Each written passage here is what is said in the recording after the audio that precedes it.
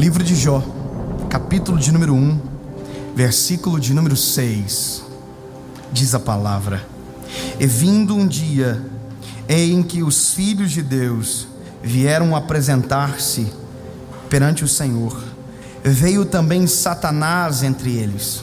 Então o Senhor disse a Satanás: De onde vens? E Satanás respondeu ao Senhor e disse: De rodear a terra e passear por ela. E disse o Senhor a Satanás: Observastes tu o meu servo Jó? Porque ninguém há na terra semelhante a ele, homem sincero e reto, temente a Deus e desviando-se do mal. Esse texto, quando eu li ele pela primeira vez, eu entrei em desespero, eu fiquei chocado, porque toda a construção que eu havia feito sobre essa história durante a minha infância, a minha adolescência, acabou quando eu li o texto. Uma coisa é alguém falar para você sobre algo que conhece ou pensa saber, outra coisa é você testificar e ler.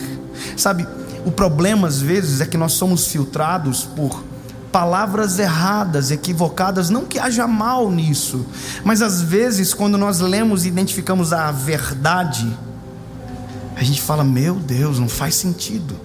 E isso é uma das verdades que para mim, quando eu li a primeira vez, eu disse: não pode. Eu pensei a vida inteira que Satanás perguntou para Deus sobre Jó. Eu pensei a minha vida inteira que quem trouxe à luz Satanás no caso, que havia trazido à luz Jó, como se quem tivesse descoberto Jó fosse Satanás e trazido a Deus dizendo: Deus, ó, teu servo, posso tocar? Só que a Bíblia não diz que é assim que acontece. A Bíblia diz que quem traz à luz Jó para Satanás é Deus. Ou seja, quem provoca não é Satanás, quem provoca é Deus.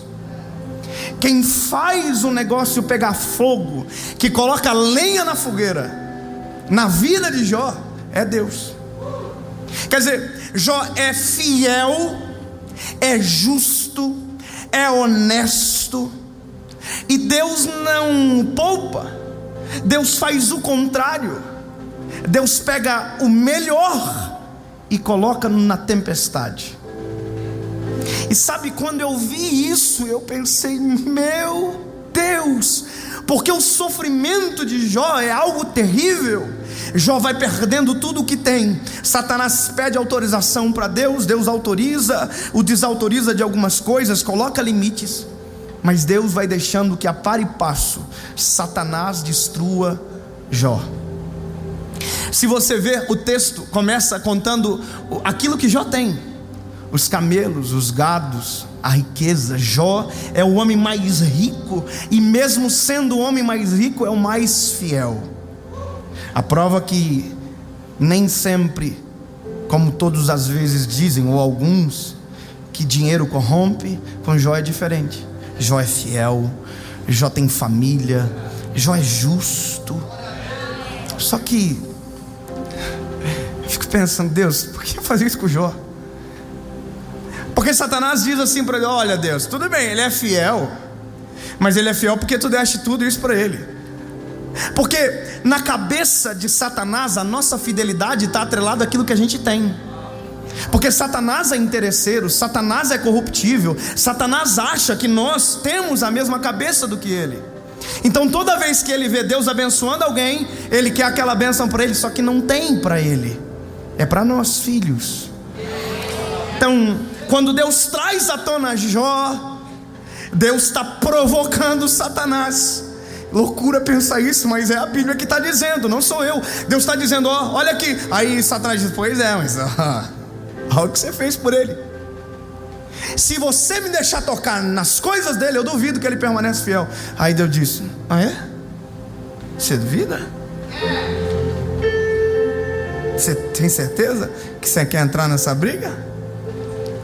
Pode tocar nele, nas coisas dele, pode tocar.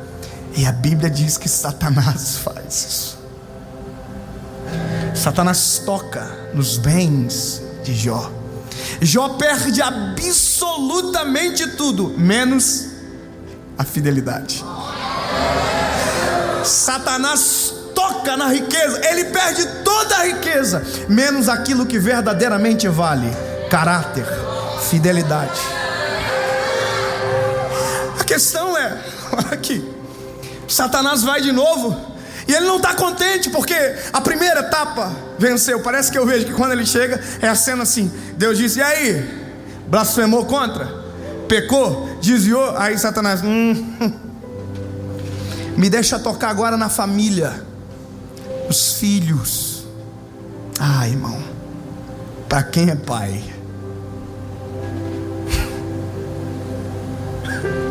Quando eu li isso, eu fiquei com muito medo. Falei, Deus, não vem testar aqui não, por favor, porque eu estava entendendo errado o negócio. Você nunca mais viu na Bíblia Deus repetir isso. Mas calma, que você já vai entender o negócio. Deus deixa Satanás tocar nos filhos, e todos os filhos de Jó morrem. Perde os bens, os patrimônios, os filhos, e perde o apoio da esposa. A esposa diz, olha, você é um doente, você é louco, porque além disso, não obstante, Satanás perdeu os filhos, mas não perdeu a fidelidade com o seu pai.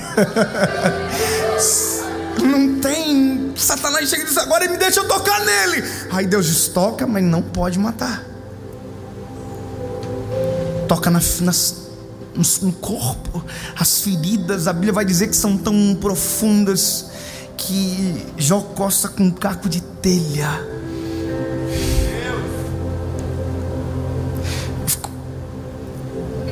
Por que isso, Deus?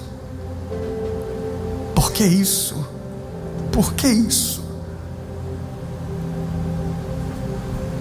Por que o Senhor coloca de maneira intencional alguém injusto como Jó em uma tempestade tão avassaladora como essa? A mulher de Jó abandona ele, diz, olha, amaldiçoa esse teu Deus e morre. Ela está dizendo, você está um lixo, você perdeu tudo, agora vai, morre de uma vez por todas. Aí Jó chama ela de louca.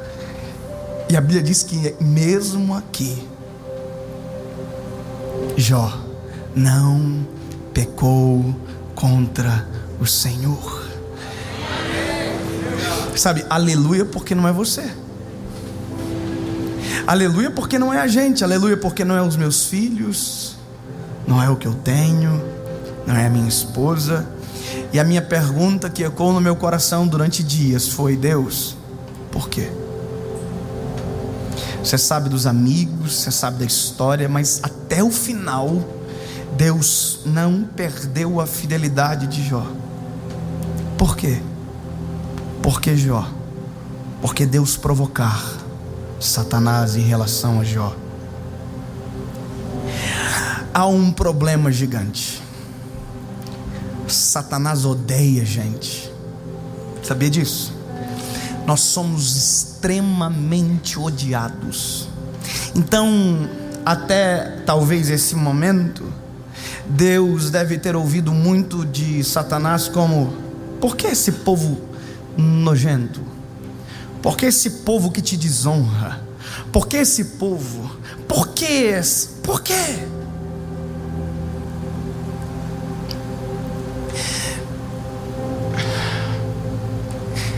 Aí Jó apresenta-se na história. Jó chega na história. E aí, querido, sabe qual é o porquê? Quem responde é Deus. Porque sempre haverá pessoas como Jó. Vale a pena por esse povo. Deus usou Jó para construir uma história de defesa sobre nós. Jamais mais Satanás vai poder tocar em nós com a desculpa contra a nossa fidelidade, porque uma vez Deus já provou para ele: sempre haverá os fiéis, sempre haverá os que não me abandonam, sempre haverá os que não me esquecem, sempre. E é por isso que vai chegar uma hora da história que eu vou enviar o meu filho, e ele vai morrer por esse povo. Terá os infiéis, mas eu sempre terei os meus Jós.